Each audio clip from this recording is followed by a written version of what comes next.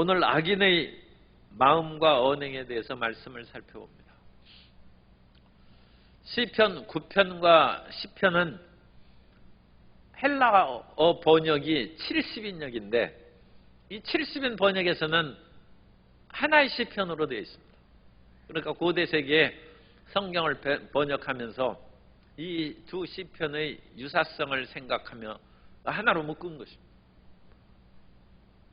히브리 성경에서는 9편과 10편으로 나누어져 있습니다만 이 안에 사용된 환난 때라는 단어라든지 또는 인생이 허무하게 끝난다는 주제가 일치하고 있습니다. 그렇기 때문에 9편과 10편은 상당히 긴밀하게 연결되어 있다. 그렇게 이제 성경을 읽으시면 됩니다. 그렇기 때문에 우리가 9편에 대해서 다시 한번 말씀을 기억하고 반복하는 것이 필요합니다. 시편 9편에서는 하나님의 의로우심을 찬양하고 그 가운데 고난받는 시인이 간절히 부르짖어 기도하는 내용이 나타나 있습니다. 이 세상에 우리가 나라에 다스리는 것이라든지 경제적인 모든 상황 그런 것들이 우리 마음에 꼭 와닿지 않고 흡족하지 않은 것들이 많이 있습니다.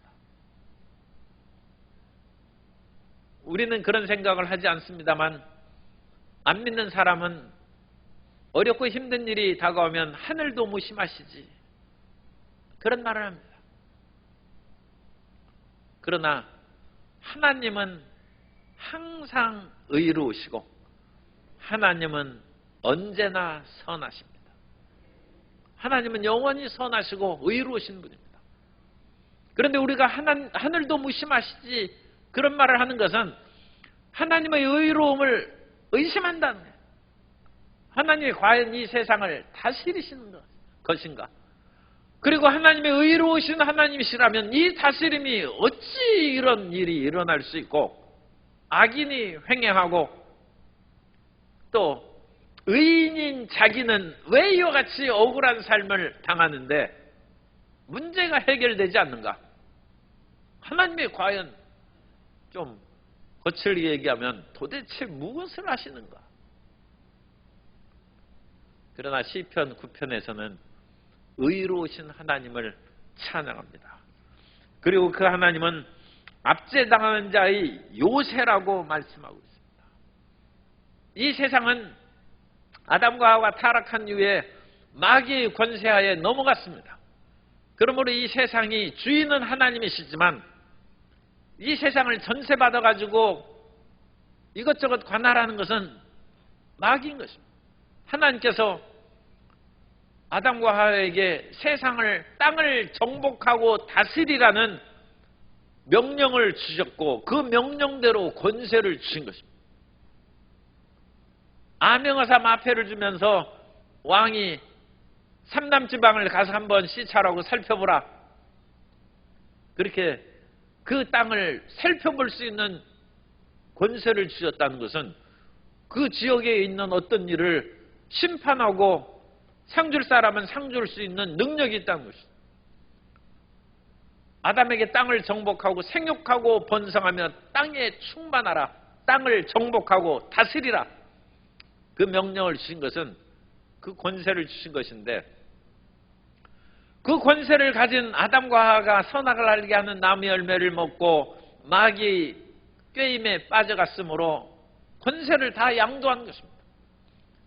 을사보호제약으로 도장을 찍음으로써 외교권이 대한제국이 사라져버리고 더 나아가서 일제강점기가 시작되므로 국민은 있고 땅은 그대로 있는데 나라를 이끌어갈 주권은 빼앗기고 만 것입니다.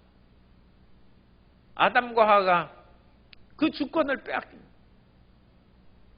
그러므로 이 세상에서 하나님이 여전히 주인이시지만 그 청지기로서 일정 기간 준 권세를 마귀에게 뺏겼기 때문에 의인이 어려운 일을 당할 수 있어요. 이 세상이 악하기 때문에. 그렇기 때문에 이 악한 사람이 많이 횡행하는 세상 속에서 하나님을 경외하는 사람들이 이 위험에서 피할 수 있는 것은 구약시대에 도피성이 있는 것처럼 하나님께 피하는 것입니다. 그래서 하나님은 우리의 요새입니다. 시편 18편 2절에 야훼는 나의 반석이시요 나의 요새시요 나를 건지시는 이시요 나의 하나님이시요 내가 그 안에 피할 나의 바위시요 나의 방패시요 나의 구원의 뿌리시요 나의 산성이시로다. 얼마나 많이 반복됐어요. 비슷한 말인데 우리는 의지할 데가 없다 그렇게 생각하면 안 됩니다. 하나님이 우리의 의지의 처가 되시고 나는 친정 없어서 갈 데 없다. 하나님이 우리의 친정이시고 우리의 요새고 피난처고 우리의 생명의 터전입니다. 그러므로 하나님의 생명의 터전에 가서 우리는 무엇을 하느냐? 아니 이젠 옛날 얘기입니다만 시댁에서 고통을 당하고 시어머니에게 핍박을 받고 그렇게 살면 친정에 와서 하염없이 눈물을 흘리는 우리가 교회에 와서 눈물을 흘리는 것입니다. 세상에서 온갖 시달림을 받고 육신의 정욕과 안목의 정욕과 이생의 자랑으로 쫓아가는 것이 세상인데 그것을 거슬려 하나님의 의와 진리로 살아가는 것이 얼마나 피곤합니까? 세상이 탁하면 탁한 세상과 어울려 사는 것이 옛날 구런의 어부사에 의하면 그것이 성인의 도라고 했어요. 세상 모든 사람이 탁한데 내 혼자 깨끗하다고 세상의 모든 사람이 취해 있는데 너 혼자 깨어 있으니까 그 인생이 어찌 고달프지 않겠느냐. 그러면서 구런 보고 너 그렇게 괴롭게 살지 말고 창랑에 물 맑으면 갓끈을 씻고 창랑에 물이 흐르면 발을 씻으면 되는 것입니다. 적응하라는. 그리고 세상 사람들이 술 취했으면 넌 술찌개미라도 먹고 취한 척하며 살아가라고 그렇게 권면하고 어부가 후련히 노래를 부르고 갔어요. 그러나 구런은 나는 그렇게 못 산다고 했어요. 우리 예수님 믿는 사람은 세상과 그렇게 어울려서 부도덕하고 죄진 거 눈 감고 우리가 그렇게 못 산다는 것입니다. 가끔 그렇게 살기도 하죠. 그런데 본질적으로는 우리가 그렇게 못 산다. 우리 마음의 거듭난 우리의 영혼이 그것을 허락하지 않는다. 옛날에는 그런 취하고 그 나이트클럽 가가지고 춤추고 그래도 죄의식이 없어요. 그런데 예수님 믿는 사람이 그런 데 가면 아마 죄의식이 생길 겁니다. 마음이 편치 않는 것이죠. 내가 옛날에는 아무렇지도 않았는데 예수님 믿고 그런 어둡고 침침한 곳을 가면 내 마음이 왜 괴로울까? 그것이 거듭난 증거예요.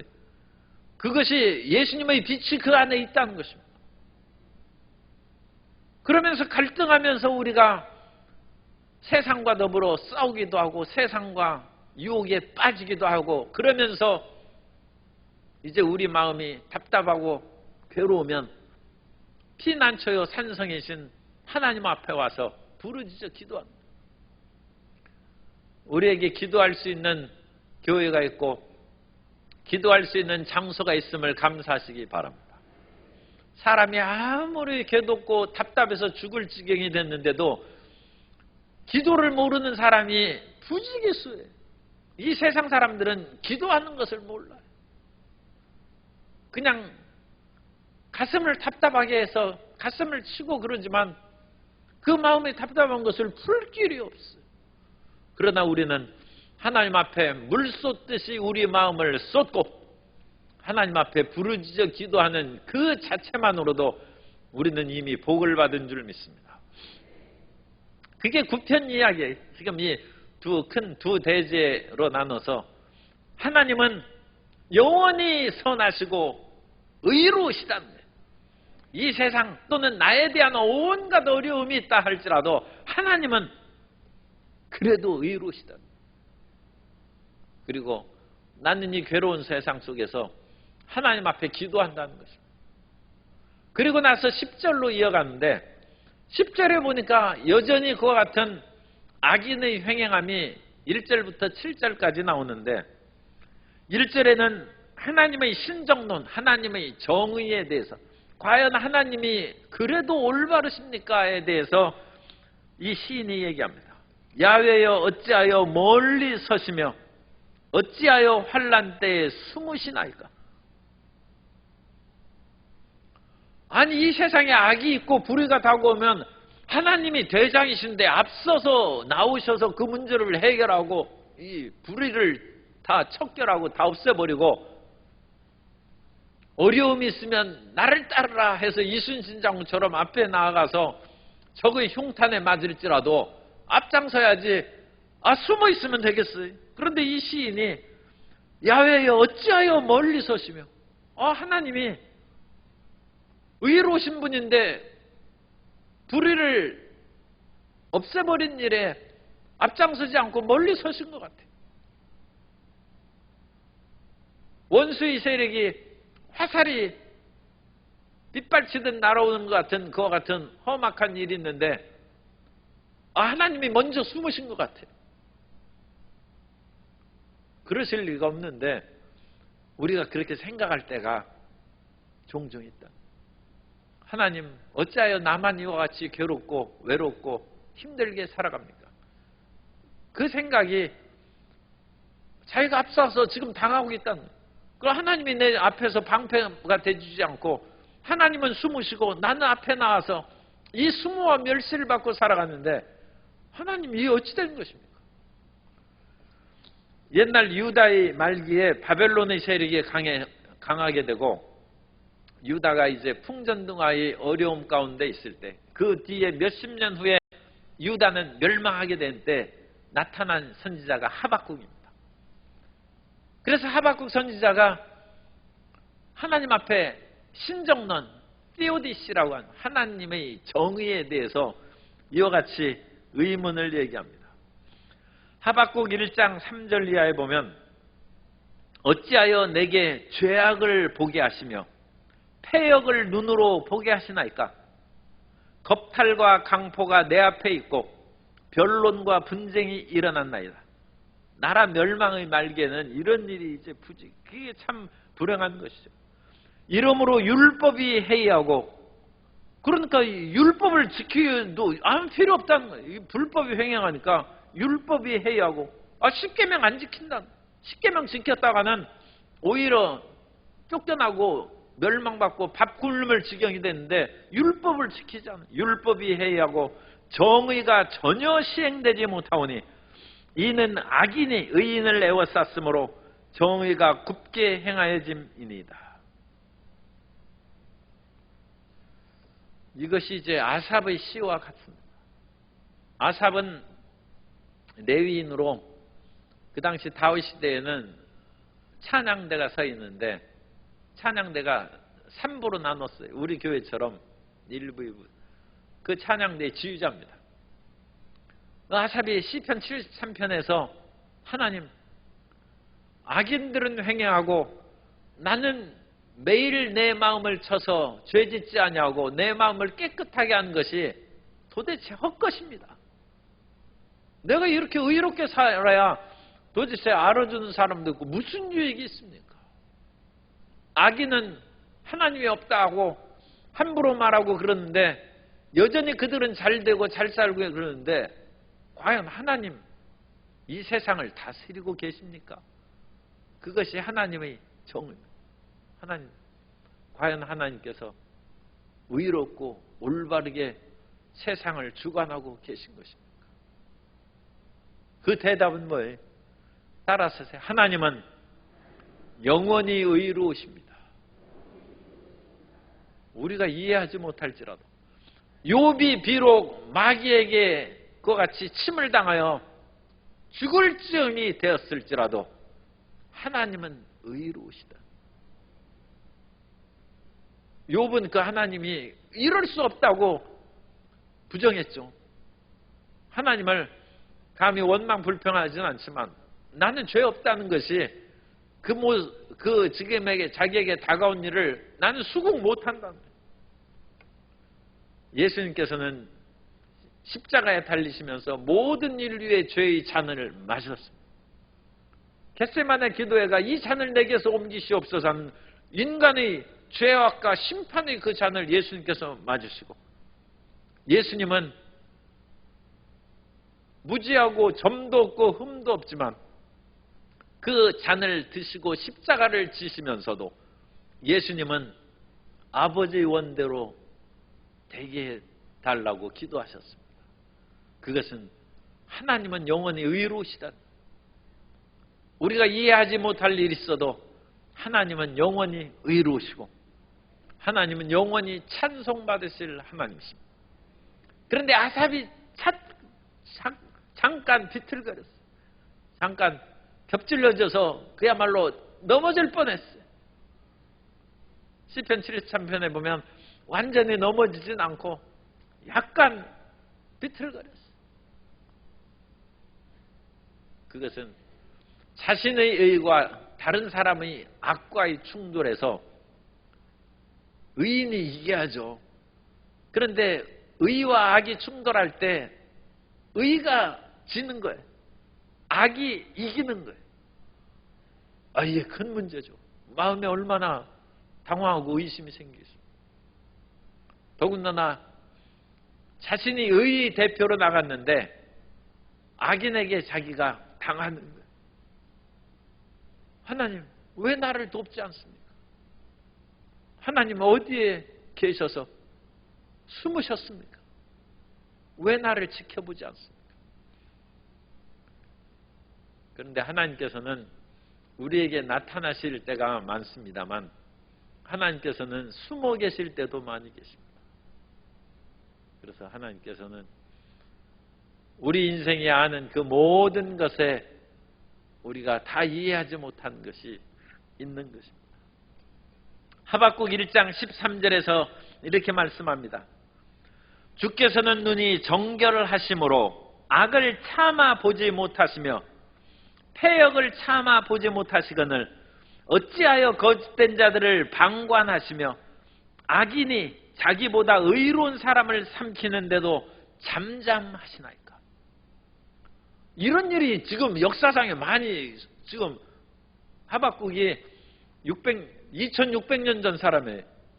이 수천 년 전부터 이런 일이 있어요. 오늘날에만 우리 의인이 고통을 당하고 괴로움을 당하는 것이 아니라 이 수천 년 전부터 의로운 사람이 악인의 놀이개감이고 악인의 밥이 돼가지고 오죽하면 의인이 순교를 그렇게 하고 수많은 사람이 순교자의 피가 왜 흘립니까?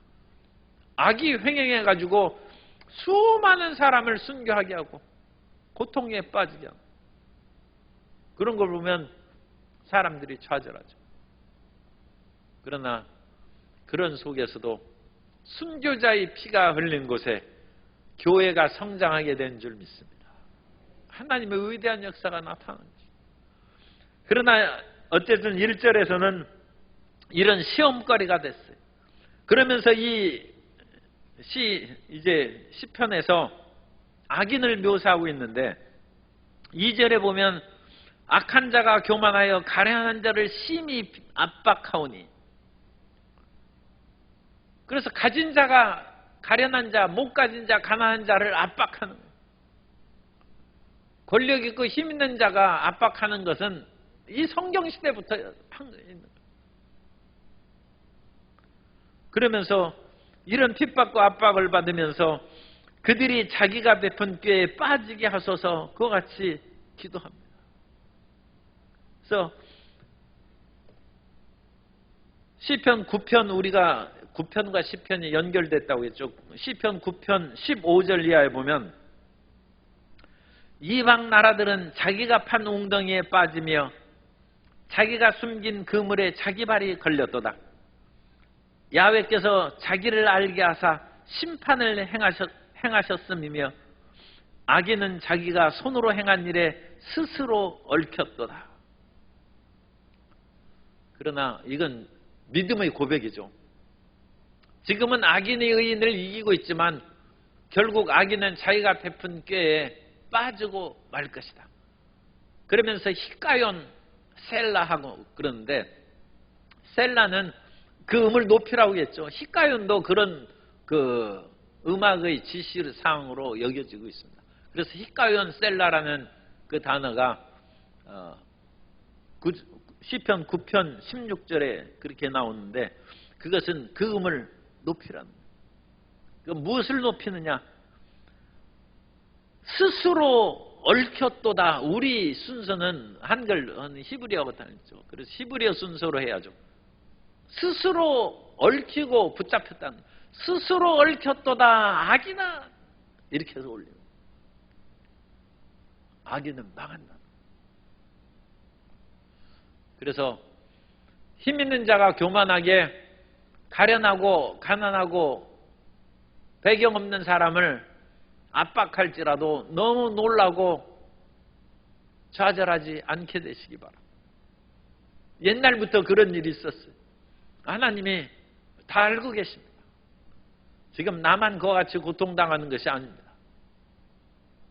이미 수천 년 전부터 수많은 의인들이 그런 속에서 산 것이고, 악인의 특징은 힘 없고 연약한 사람을 교만한 눈빛으로, 교만한 그런 발로 짓밟고 괴롭게 하는 것이, 그게 악인입니다.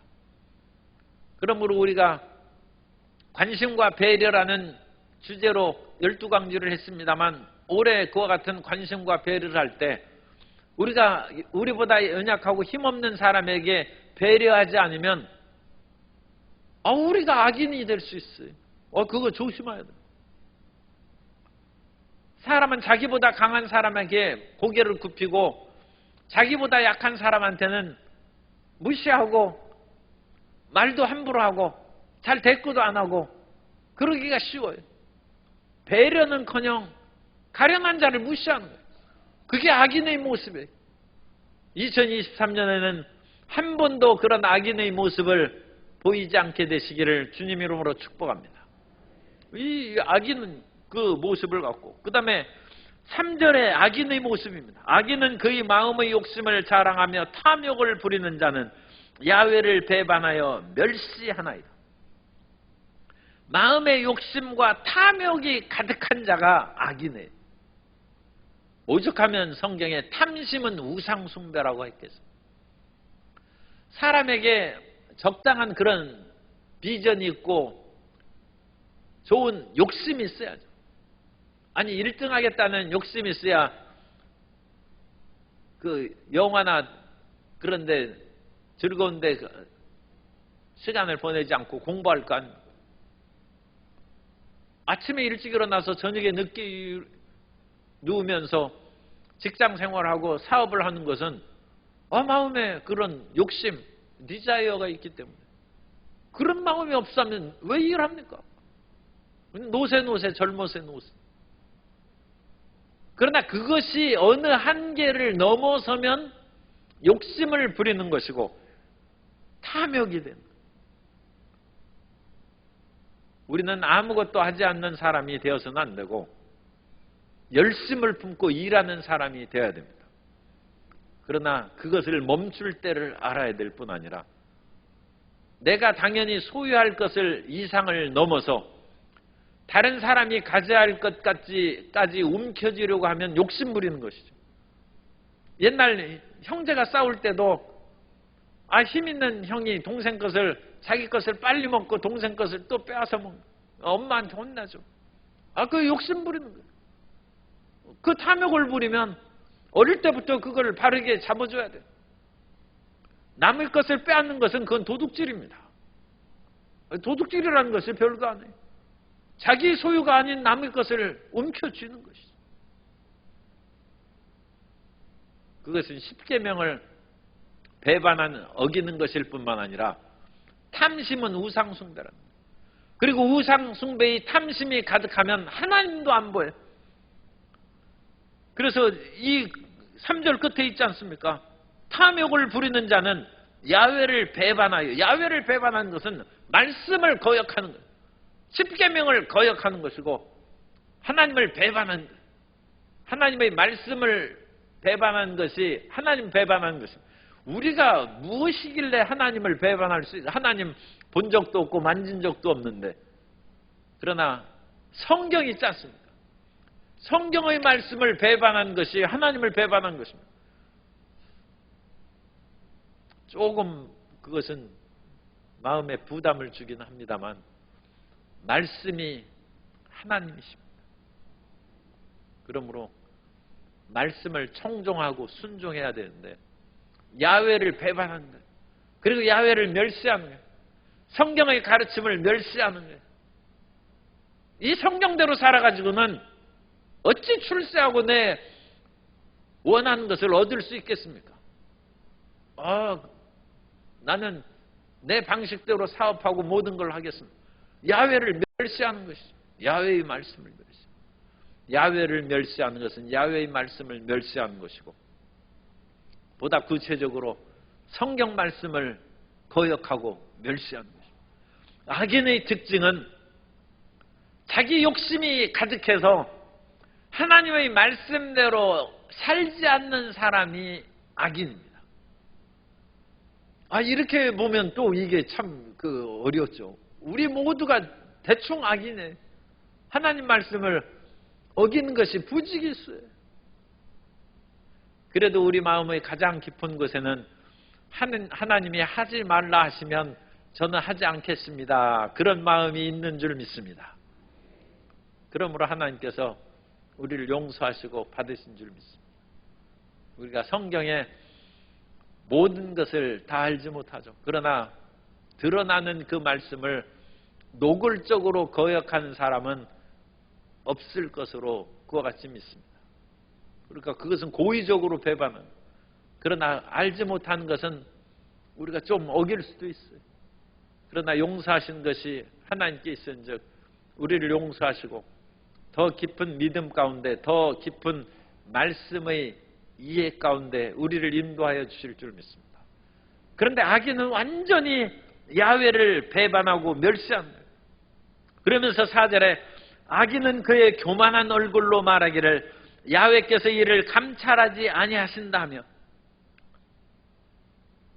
기세등등해서 하나님이 이를 어찌할까 하면서 아주 교만하게 말을 하는 거예요. 그의 모든 사상에 하나님이 없다 하나이다. 왜냐하면 자기가 죄짓고 불의하게 사는데도 이 벼락 안 맞거든. 그러니까 하나님 안 계시다. 하나님이 오래 참으시는 것을 모르는 것이죠. 하나님께서 마지막까지 참으셨다가 하나님이 칼을 가르시며 심판의 때에 그를 심판하실 것을 자기의 좁은 소견으로는 이해하지 못한 것입니다. 그러므로 이 사람은 교만한 얼굴로 야훼께서 감찰하라 살펴보지 않는다. 하나님이 일을 어찌할까? 하나님은 살펴보지 아니하고 하나님은 없다. 계시지 않다고. 그러나 성경은 하갈이 하나님을 감찰하시는 하나님, 살펴보시는 하나님이라고. 하나님은 우리를 보고 계신다. 우리 모든 삶을 보고 계시고 또 우리에게 악을 행하고 괴로움을 주는 모든 사람들도 하나님께서 보고 계신 줄 믿습니다. 그러므로 하나님께 맡기시기 바랍니다. 하나님의 때가 되면 하나님께서 심판하신다.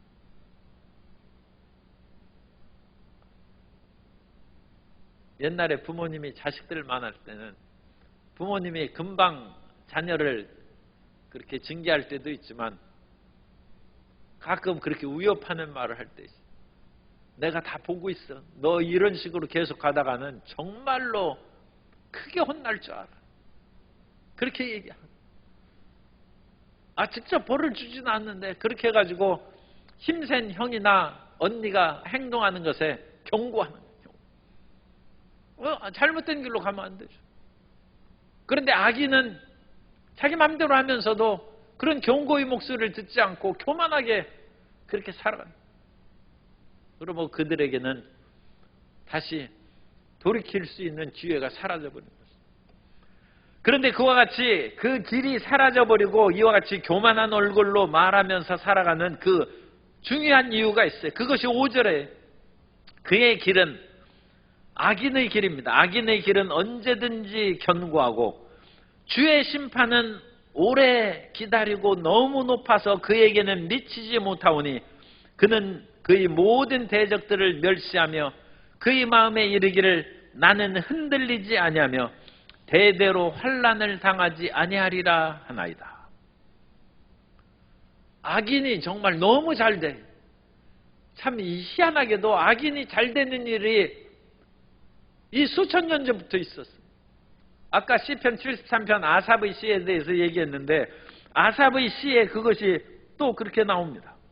시편 73편 6절 이하에 보면 그러므로 이 악인이 얼마나 교만하게 그와 같이 하는지 모든 것이 잘 되는 거예요. 그래서 교만이 그의 목걸이요 강포가 그들의 옷이며 살찜으로 그들의 눈이 솟아나며 그들의 소득은 마음의 소원보다 많으며 옛날에 이거 보고 내가 얼마나 참 이 괘씸한 생각이 악인이 넌 돈을 너무 잘 벌어. 그래가지고 우리는 100만 원만 있었으면 좋겠다 하는데 이 사람은 그냥 자기가 100만 원이 아니라 1000만 원 있으면 좋겠다고 하는데 2000만 원이 생겨.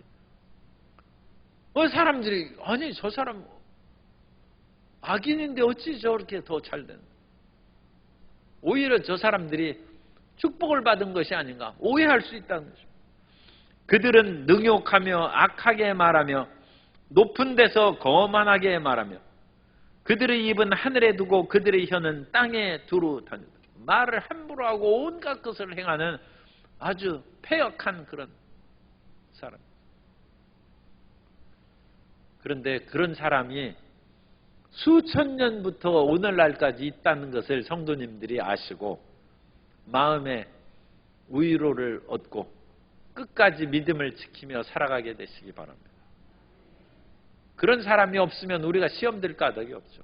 믿지도 않고 믿지도 않는 정도가 아니라 악인입니다. 그런데도 우리가 다 읽지 않았는데 그들은 소득이 지나치고 아픈 데도 없어. 그것도 참 희한하지. 아픈 데도 없어. 그래가지고 아픈 데도 없으니까 더 나쁜 짓 하는 거예요. 우리는 나쁜 짓 할래야 몸이 아파서 못해.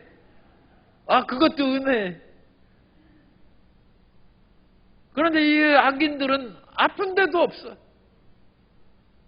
모든 것이 원하는 대로 다 이루어져. 그러니까 그들이 교만한 마음이 꺾이지를 않아.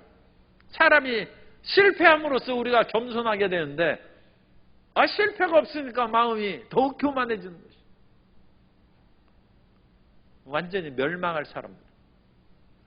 인생에 고난이 있는 사람은 하나님의 긍휼을 받는 사람이고 하나님의 치료를 받을 사람이고 회복의 은혜를 받을 사람인 줄로 믿습니다. 나는 모든 것이 구비해서 하나님이 필요 없다 하는 그런 여건이 좋은 사람은 불행한 사람이고 심판받을 사람. 우리가 성경의 그 가르침을 잘 이해하시기 바랍니다. 그래서 그들의 입은 종국적으로 우리 말하는 것이 중요하죠. 7절까지 우리가 봅니다. 그 입에는 저주와 거짓과 포악이 충만하여 사람 말끝마다 그냥 욕하고 저주하고 짓밟는 거예요. 그리고 온갖 거짓말을 그냥 능수능란하게 하고 어찌나 포악한지 대들어서 싸울 사람이 없어요. 그 혀 밑에는 잔해와 죄악, 사람들을 그와 같이 파멸시키고 죄악이 가득한 그런 삶을 산다는 것입니다. 그러면 우리가 어떻게 이런 악인들의 삶을 본받지 않냐고 1절부터 7절까지도 우리가 잘 읽어야 됩니다. 우리가 자칫하면 소득이 많아지면 악인처럼 교만해질 수 있고 가련한 자를 멸시할 수 있고 또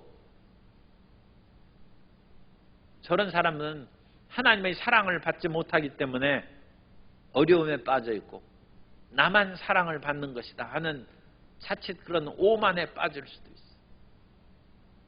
그리고 사람이 모든 것이 잘 되고 형통하면 그것을 인하여 다른 사람을 함부로 대하고 그야말로 포악과 거짓과 그런 나쁜 말로써 저주의 말로써 남을 괴롭힐 수도 있어요. 그런데 우리가 그런 사람이 되지 아니하고 참으로 착하고 순결한 심성을 가지고 살아야 되는데, 우리가 시편 9편에서도 제3년을 제가 만들어서 말씀을 드렸죠. 그래서 그런 속에서 하나님의 회복하심에 대한 아름다운 꿈과 비전을 가지자는 3년을 말씀했는데, 오늘 이 7절의 말씀을 끝나면서도 우리가 바르고 깨끗한 마음을 가질 수 있도록 토끼에 대해서 말씀을 좀 더 드리겠습니다. 우리가 1월 12일 지난 사이에 12광주리 하느라고 너무 몰두해가지고 토끼 생각을 못하고 이렇게 며칠 지나다 보니까 올해가 개면이 되어서 이제 토끼 해가 됐어요. 그런데 토끼는 이 가장 동물의 그런 포식의 단계에서 하급 단계. 토끼가 뭐 잡아먹는 거 봤어요? 그냥 풀이나 뜯어먹고 잡혀먹는 것이 토끼. 그러니까 이 토끼는 연약하고 가련한 심령을 상징하는데, 이 연약하고 가련한 사람은 하나님이 돌보십니다. 그래서 이사야 41장 14절에 보면 예전 성경에는 지렁이라고 번역했는데 너무 지렁이가 노골적이어서 버러지라고 이번 개정개혁판은 바꿨어요. 그래서 버러지 같은 너 야곱아, 너희 이스라엘 사람들아, 두려워하지 말라. 나 야훼가 말하노니 내가 너를 도울 것이라. 내 구속자는 이스라엘의 거룩한 이니라. 그래서 우리 연약한 토끼 같은 인생, 이사야 41장의 말씀에 의하면 버러지 같은 사람은 하나님이 돕는다. 하나님이 날카로운 타작기계로 만들어주는 생명의 역사가 나타나게 될 줄로 믿습니다. 그래서 우리가 토끼 같은 그런 인생을 살아가도 우리는 힘이 없어도 나의 힘은 하나님이십니다. 나의 능력은 하나님이시고 나의 지혜는 하나님이신 줄 믿습니다. 그래서 하나님께서는 우리 토끼 같은 인생을 사랑하십니다. 우리 옛날 총각 시절에 항상 내 친구가 하는 말이, 앞으로 결혼하면 여우 같은 마누라와 토끼 같은 새끼 낳고 이렇게 내가 살아가게 된다고 그런 말을 자주 하는 거예요. 나는 그런 말을 안 썼는데 그 친구는 어디서 그런 말을 그렇게 많이, 우리가 잘 아는 말이긴 합니다만, 그 말을 맨날 외우고 다녔는데 토끼 같은 자녀들을 잘 낳았는지 모르겠어요. 토끼가 사랑하는 자녀의 상징입니다. 그러므로 우리가 토끼 같은 인생을 살아가면 하나님께서 우리를 사랑하는 자녀로 돌보시고 이뻐해 주실 줄 믿습니다. 그래서 토끼의 심성으로 살려면 하나님이 지키시는 거예요. 그래서 토끼 귀는 쫑긋하게, 귀가 튼튼해. 토끼를 잡을 때 성도 여러분, 토끼 이렇게 안고 만져보셨어요? 저는 옛날 시골에 살 때 토끼를 내가 키웠어요. 토끼를 잡을 때 가장 안전한 것이 귀입니다. 귀. 토끼 다리 잡고 그러면 토끼 죽는다고 난리예요. 토끼를 다리를 잡거나 몸을 잡는 것이 아니라 귀를 잡으면 귀 잡고 좀 뺑뺑 돌려도 까딱없어요. 토끼가 이 귀가. 그래가지고 토끼는 귀가 발질을 해요. 그래가지고 이 귀가 쫑긋하게 서가지고 자기를 해하려는 그런 짐승의 소리나 모든 것을 예민하게, 토끼의 귀는 사방으로 움직입니다. 옛날 중학교 때 자랑하는 장기 자랑에서 귀를 움직이는 친구가 하나 있었어요. 그건 특이한 종류예요. 사람은 귀 못 움직입니다. 그런데 토끼는 귀를 움직일 수 있어요. 그러면서 항상 소리를 듣는 거예요. 우리는 토끼와 같은 귀를 가지고 항상 하나님의 말씀을 듣는 성도 여러분 되시기를 주님 이름으로 축복합니다. 토끼 눈이 왜 빨개요? 과학적으로 얘기하면 토끼의 눈에는 색소가 없어가지고 그 핏줄이 지나가서 빨갛게 보이는 거예요. 그러나 우리는 이제 이 영적 알레고리입니다. 토끼가 주님을 사모해서 눈이 빨갛게 됐어요. 항상 주님을 사모하고 주님만을 앙망하는 거예요. 그래서 우리는 토끼 눈으로 그와 같이 살아가는 것이고, 또 이 세상에서 많이 사람들이 얘기하는 것이 교토삼구래요. 토끼는 지혜롭게 굴을 세게 판단. 토끼는 연약한 짐승이죠. 그러니까 그 굴에 다른 짐승이 침투할 위험이 있어요. 그러면 토끼는 입구를 세게 만들어서 빨리 다른 데로 도망가는, 자기 살 길을 그와 같이 예비하고 마련해 놓는. 주님께서 우리 모든 성도님들에게 지혜를 주셔서 살아갈 길을 여러 군데 만들어 놓고 안전하고 행복한 2023년 진행해 나아가게 되시기를 주님 이름으로 축복합니다. 토끼가 맨날 뭐를 씹는 듯이 입을 오물거리고 있어요. 토끼를 안 키워보셔서 잘 모르시는 분들이, 토끼는 항상 말씀을 묵상하는 거예요. 항상 입으로 주의 말씀을 읊조리는 거예요. 우리가 지금 토끼로 얘기하는 거예요. 올 2023년에는 주의 율법을 즐거워하며 주야로 그의 말씀을 묵상하는 성도님 되시기를 바랍니다. 그래서 입으로 뭐를 자꾸 움직이는데 당신 뭐 먹느냐 혼자 그러면 나 말씀 먹고 있다 그렇게 대답합니다. 우리는 말씀을 먹고, 길거리 다닐 때도 당신 뭐를 자꾸 중얼거리냐, 그거 방언기도 안 돼. 길거리를 다니면서 방언으로 기도하고 항상 주의 말씀을 읊조리고 항상 기도하며 살아가. 그리고 토끼는 앞다리보다 뒷다리가 길어요. 앞다리와 뒷다리가 몇 배의 길일 것 같아? 뒷다리가 3배 길어요. 그러니까 토끼는 앞에 쫙 해가지고 뒤로 이렇게 쫙 서 있잖아요. 이렇게 뒷다리가 긴 거예요. 그래서 토끼는 내리막길에는 꼬꾸라져요. 그런데 오르막길은 얼마나 잘 오는지 몰라요. 우리는 죄악의 내리막길에는 못 가요. 생명의 의로 향한 생명길로 전진하는 토끼 새해가 되시기 바랍니다. 우리는 끊임없이 승진하고 성공하고 하나님의 세계로 전진해서 올라가는, 왜 토끼의 심성이에요. 오늘 악인의 모습과 토끼의 모습을 비교해서 제가 몇 가지 말씀을 드렸습니다. 악인의 교만한 눈과 교만한 말과, 그리고 그 마음에는 하나님이 없다는 사상에 가득 찼는데 그 사람들은 악인입니다. 그러나 우리가 토끼 해를 맞이하여 주님을 사모함으로 눈이 빨개, 항상 주의 말씀을 듣기 위해 귀를 쫑긋 세워서 주의 음성을 사모하고, 입으로는 항상 주의 말씀을 읊조리는 거예요. 주야로 주의 말씀을 묵상하고, 우리는 뛰어서 의로 향한 생명길로 전진하는 2023년 새해가 되시기를 주님 이름으로 축복합니다.